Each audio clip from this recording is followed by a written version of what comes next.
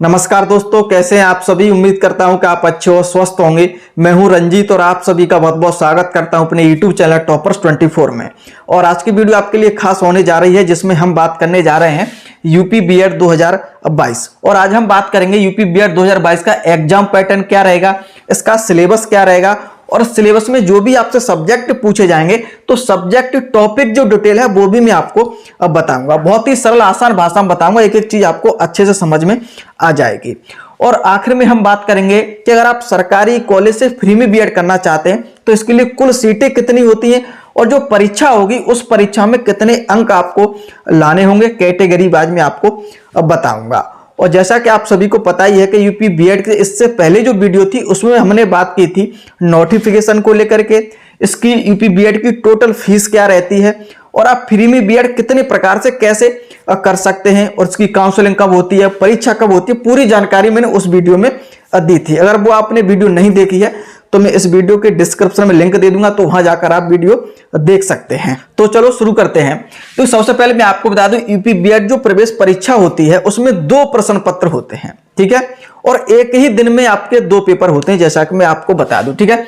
2 प्रश्न पत्र रहते हैं और एक ही दिन में एक प्रथम पाली सुबह की मीटिंग में एक प्रश्न पत्र होता है, दूसरा जो प्रश्न पत्र होता है वो शाम की मीटिंग में होता है, ठीक है, द्वितीय पाली में। और बीच में जो आपका गैप 2 से 3 घंटे का गैप रहता है, तो उसमें आप जो है आप लंच वगैरह कुछ भी कर सकते हैं, ठीक है। तो देखिए 2 प्रश्न पत्र में पहला जो प्रश्न पत्र रहेगा उसका जो सिलेबस आपका किस प्रकार रहेगा वो मैं आपको बता दूं। देखिएगा, जो पहला प्रश्न पत्र होगा प्रथम पाली में होगा वो उसमें आपके सामान्य ज्ञान आपका रहेगा, सामान्य ज्ञान आपसे पूछा जाएगा जिसके आपके 50 प्रश्न आपके रहेंगे, ठीक है। और आपका उसमें रहेगा जो आपका सामान्य हिंदी या आप अंग्रेजी, ठीक है, ये आपकी चॉइस है। इसमें आपसे कोई भी एक आपको करना होगा, चाहे आप हिंदी कर सकते हैं या आप अंग्रेजी कर सकते हैं। इसके भी आपके 50 प्रश्न आपके परीक्षा में रहेंगे, ठीक है। तो इस टोटल मिलाकर के ये 100 प्रश्न रहेंगे, ठीक है, और 50 प्रश्न आपके 100 अंक के रहेंगे, यानी कि एक प्रश्न आपका 2 अंक का रहेगा। तो इस प्रकार हम बात करेंगे तो आपका ये टोटल कितना हो जाएगा, 200 अंक का हो जाएगा, एक प्रश्न पत्र रहेगा। इसकी नेगेटिव मार्किंग अगर हम बात करेंगे तो आपकी हो जाएगी 1/3 की, ठीक है। इंपोर्टेंट है ये, नेगेटिव मार्किंग इसकी जो है अच्छी है, 1/3 की नेगेटिव मार्किंग आपको देखने को मिलेगी। तो ये आपका है अब पहला प्रश्न पत्र। अगर हम बात कर लें अब कि सामान्य ज्ञान में हमसे क्या पूछा जाएगा, देखिए सामान्य ज्ञान में आपसे जो आपके सब्जेक्ट है, हिस्ट्री, जियोग्राफी आपकी, पॉलिटी आपकी, और आपका जैसे कि यूपी जीके है, करंट अफेयर, ये आपको पूछा जाएगा। करंट अफेयर के लिए आपको जो पिछला 6 मंथ है परीक्षा से पिछले 6 मंथ का आप करंट अफेयर कोई मैगजीन आप पढ़ लेंगे तो आपका काम हो जाएगा। और हम बात करेंगे जैसे कि हिस्ट्री, जियोग्राफी, पॉलिटिक्स, इसमें किस प्रकार के प्रश्न परीक्षा में पूछे जाते हैं, तो बेसिक प्रश्न पूछे जाते हैं, ज्यादा डीप प्रश्न आपसे नहीं पूछे जाते हैं। अगर आप कोई वर्ल्ड लर्नर पुस्तक है वो पढ़ लेंगे अच्छे से तो आपका हो जाएगा। अगर आप किसी परीक्षा की तैयारी कर रहे हैं, अदर किसी कंपटीशन एग्जाम की, तब भी आप आराम से कर लेंगे। इसमें ज्यादा डीप प्रश्न परीक्षा में नहीं पूछे जाते हैं, ठीक है। अगर आप किसी भी कंपटीशन की तैयारी कर रहे हैं किसी परीक्षा की, तो मैं आपको विश्वास दिलाता हूं 15-20 दिन अगर आप अच्छे से पढ़ लेंगे इस सब्जेक्ट को तो वो आपका हो जाएगा। अगर आप वो भी प्रश्न आप पढ़ लेंगे जो जैसे कि एसएससी, रेलवे में पूछे जाते हैं बार-बार प्रश्न, तो वही प्रश्न इसमें आपसे पूछे जाते हैं, ठीक है। अब हम बात कर लेते हैं सामान्य हिंदी में आपसे क्या पूछा जाएगा। देखिए सामान्य हिंदी में जैसा कि आप जो आपका सामान्य हिंदी का जो व्याकरण होता है वो आपसे पूछा जाता है, जैसे कि विलोम शब्द आपसे पूछा जाएगा, समानार्थी शब्द हैं, संधि आपके, समास आपसे, मुहावरे आपसे जो है पूछे जाएंगे, तत्सम तद्भव आपसे पूछे जाते हैं, एक शब्द जो है वो आपसे पूछे जाएंगे, ठीक है। और इसके साथ साथ जो है साहित्य संबंध जैसे पुस्तक वगैरह भी पूछ लेते हैं, ये किसकी लेखक की पुस्तक है, तो ये सारी चीजें आपसे इसमें पूछी जाएंगी, ठीक है। हिंदी भी जो क्वेश्चन पूछे जाते हैं ज्यादा डीप नहीं पूछे जाते हैं, लेकिन इनका जो एवरेज रहता है प्रश्नों की हम बात करेंगे तो एवरेज आपको देखने को मिलते हैं, ठीक है। तो ये तो आपका हो गया पहले प्रश्न पत्र। मैंने आपको बता दिया सामान्य ज्ञान से आपसे 50 प्रश्न पूछे जाएंगे, सामान्य हिंदी या अंग्रेजी से आपसे 50 प्रश्न पूछे जाएंगे, ठीक है। अब हम बात कर लेते हैं दूसरा जो प्रश्न पत्र आपका होगा, ठीक है, ये शाम की मीटिंग में होगा। पहला प्रश्न पत्र आपका हो जाएगा, उसके बाद आपको 2 से 3 घंटे के बीच में गैप रहता है और फिर आपका होता है शाम की मीटिंग में सेकंड प्रश्न। और जैसा कि मैं आपको बता दूं ये दोनों प्रश्न पत्र, ठीक है, ये आपके ऑब्जेक्टिव होते हैं, ठीक है, ऑब्जेक्टिव होते हैं, बहुविकल्पी आपके होंगे। अब दूसरे प्रश्न पत्र की अगर हम बात करें तो यहां पे आपका सामान्य अभिरुचि कहने का मतलब है आपसे यहाँ पर रीजनिंग, ठीक है, क्या पूछी जाएगी, रीजनिंग 50% पूछे जाएंगे। और दूसरा जो आपका इसमें पूछा जाएगा वो आपका सब्जेक्टिव रहता है। यहाँ पर सब्जेक्ट में कौन कौन से वो मैं आपको बता दूं, जैसे कि इसमें देखिए कला वर्ग, विज्ञान वर्ग, साइंस, ठीक है, और आपका वाणिज्य वर्ग,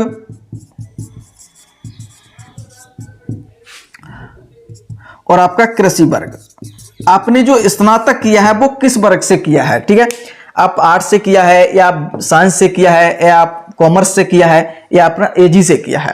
तो जिसमें जो भी आपने किया होगा, जो आप जब फॉर्म भरेगा जिसमें जो भरेंगे उसी के अनुसार आपको प्रश्न पत्र देखने को मिलेगा, ठीक है। और रीजनिंग में वही प्रश्न आपसे परीक्षा में पूछे जाते हैं जो आप विभिन्न परीक्षाओं की तैयारी कर रहे हैं, तो आप आराम से कर देंगे, एवरेज क्वेश्चन आपको देखने को मिलेंगे।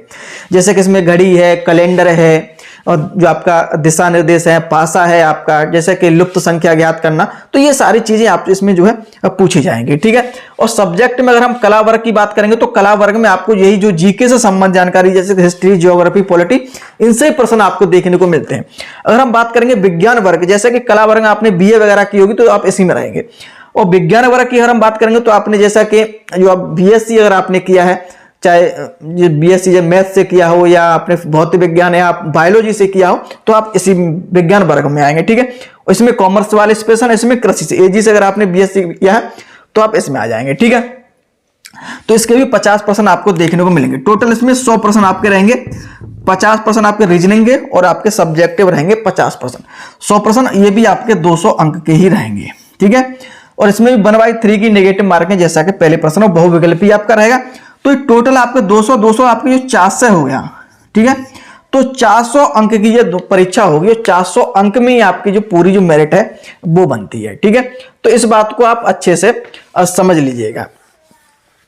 अब हम बात कर लेते हैं, ये तो आपकी होगी सिलेबस की बात, और टोटल 200 अंक ये और 200 अंक दोनों को जोड़ करके 400 अंक पे मेरिट बनती है। पुनः मैं आपको एक बार अब बता रहा हूं, ठीक है। एक बार आप बहुत अच्छे से समझ गए होंगे। और जैसा कि हम बात करें कि इन प्रश्न पत्रों के लिए टाइम क्या रहता है, जैसे 2 घंटे का समय मिलता है। जैसे कि हम बात करेंगे इससे 1-2 साल पहले की, तो 3 घंटे का समय मिलता था इस प्रश्न पत्र में। जैसे पिछला नोटिफिकेशन था 2021, अगर हम देखेंगे तो वहां पर सिर्फ आप साफ साफ लिखा है 2-2 घंटे समय मिला। समय बहुत है, इसमें ज्यादा आपको करने कुछ है ही नहीं ज्यादा, ठीक है। तो आपको रहता है थोड़ा विज्ञान वर्ग में, जैसे मैथ वगैरह को थोड़े बहुत क्वेश्चन देखने को मिल जाते हैं, और बाकी तो उसमें जो है आपको सिर्फ टिक ही करना होता है और आप बढ़ते जाते हैं, कर होता है। टाइम समय काफी है, कोई दिक्कत, चाहे 2 घंटे या 3 घंटे। और 2022 की हम बात करें तो जैसे ही कोई नोटिफिकेशन आएगा तो उसमें साफ साफ लिखा होगा कि प्रश्न पत्र के लिए कितना समय आपको दिया जाएगा, ठीक है। अब अगर हम बात कर लें कि सरकारी में अगर आप कॉलेज से फ्री बी में बीएड करना चाहते हैं तो उसके लिए सीट क्या रहती है, तो देखिए मैं आपको बता दूं, इसके लिए वो 10,000 से लेकर के यहाँ पे आपका और 12,000 के लगभग इसमें फ्री जो आपका सीटें होती हैं, इसमें कुल जो फ्री सीट जो सरकारी कॉलेज के लिए होती है। तो अगर 10,000 12,000 में अगर आपको लाना है, अगर आप फ्री में बीएड करना चाहते हैं तो आपके लिए अच्छे अंक भी लाना पड़ेगा, ठीक है। और मैं आपको बता रहा हूं इसकी तैयारी के लिए आपको कोई विशेष बैच वगैरह लेने की कोई जरूरत नहीं है। घर बैठे भी अगर आप 1 महीना अच्छे से पढ़ लेंगे, और आगे की वीडियो में हम बात करेंगे इसकी तैयारी किस प्रकार आपको करनी चाहिए, कौन से सब्जेक्ट के लिए कौन सी बुक आपके लिए बेहतर रहेगी, और मैंने बीएड कौन सी बुक को पढ़ा था तो वो भी मैं आपको बता दूंगा, ठीक है। अब हम बात कर लेते हैं कैटेगरी वाइज हम कितना स्कोर हमें करना चाहिए, ठीक है। तो जैसा कि हम बात कर लेते हैं कि 400 में से जनरल ओबीसी की अगर हम बात करें, जनरल ओबीसी थोड़ा बहुत अंतर ही रहेगा। जैसा मेल की हम बात कर रहे हैं, ठीक है, मेल तो इसमें जनरल ओबीसी के लिए, चलो मैं एक अच्छे से लिख देता हूं, ठीक है। पहले हम मेल की बात कर रहे हैं, ठीक है, यहाँ पे फीमेल। तो यहाँ पे हम जनरल ओबीसी की हम बात कर लेते हैं, तो थोड़ा बहुत ही अंतर देखने को मिलता है मेल में, ठीक है। तो यहाँ पे आप 240 प्लस अंक करिएगा 400 में से, ठीक है। 240 अंक अगर आप प्लस आप आ रहे हैं तो आप अच्छा स्कोर कर रहे हैं। और मनपसंद अब जो आपकी चॉइस रहेगी कॉलेज के, आपके आसपास सरकारी कॉलेज होगा उसमें आपको जो है मिल जाएगा आपको, ठीक है। अगर हम बात करेंगे इसमें फीमेल में, तो फीमेल का भी आपका 230 प्लस यहाँ पे जनरल ओबीसी की हम बात करेंगे, ठीक है। अगर यहाँ पे बात कर ले हम एससी की, तो एससी की भी ज्यादा नहीं, 200 मान चलिए 220 प्लस आपको देखने को मिल जाती है। 220 प्लस पे जो है आपका हो जाता है एससी में, ठीक है। और हम एसटी की अगर हम बात करेंगे तो आपका देखने को मिलता है लगभग 190 प्लस पर हो जाता है, पिछली बार इतने पर हो गया था, ठीक है। अगर यहाँ पर कैटेगरी महिला की हम बात करेंगे एससी की, तो यहाँ पे आप 200 प्लस मान के चलिएगा, 210 मान लीजिए ज्यादा, ठीक है। और एसटी की अगर हम बात करेंगे तो यहाँ पे 170 180 के आसपास अगर आप ले आते हैं तो हो जाएगा। अब इस बार ईडब्ल्यूएस भी रहेगा, तो ईडब्ल्यूएस भी आप 230 प्लस जनरल ओबीसी आप मान सकते, सॉरी ईडब्ल्यूएस जनरल ओबीसी के लगभग 10 अंक आप कम मान लीजिएगा। तो इतना अगर आप अंक ले आते हैं परीक्षा में तो आपका सरकारी जो सीट है वो आपको मिल जाएगी, आपको परेशानी नहीं होगी, ठीक है। और जैसा कि मैं आपको बता दूं कि अगर आपकी रैंक शुरुआत की 10,000 के अंदर है, जैसे यहाँ पर रैंक जारी होती है, तो अगर रैंक 10,000 के नीचे है तो आपको सरकारी कॉलेज मिल जाएगा। अगर इससे ऊपर भी है तो भी मिलने के चांस है, लेकिन कॉलेज आपके आसपास का ना होकर पूरे यूपी के सभी कॉलेज भरेंगे सरकारी तो आपको मिल जाएंगे। इसके साथ साथ एक जानकारी और मैं आपको दे दूं कि ये तो परीक्षा आपकी है ही है, इसके साथ साथ जैसा कि 15 अंक आपको यहाँ पे अलग से दिए जाते हैं कुछ स्टूडेंट्स को, जैसे कि आपके पास कोई स्पोर्ट्स सर्टिफिकेट है, इस पे स्पेशल वीडियो में मिला दूंगा, स्पोर्ट्स सर्टिफिकेट हो किस तरह का क्या रहेगा वो आगे वीडियो में आपको देखने को मिल जाएगी, ठीक है। और जैसे कि किसी के पिताजी सेना में है या आप स्वतंत्रता सेनानी संग्राम के बेटे हैं तो 10 से 15 नंबर आपको इसमें फ्री मिल जाते हैं। एनसीसी अगर आपने किया है, थोड़ा बता दूं, एनसीसी से संबंधित हैं आप, या आपका खेल प्रमाण पत्र आपके पास है, तो ये सारी चीजें तो आपका 10 से 15 नंबर भी फ्री में आपको मिल जाते हैं बीएड करने के लिए, ठीक है।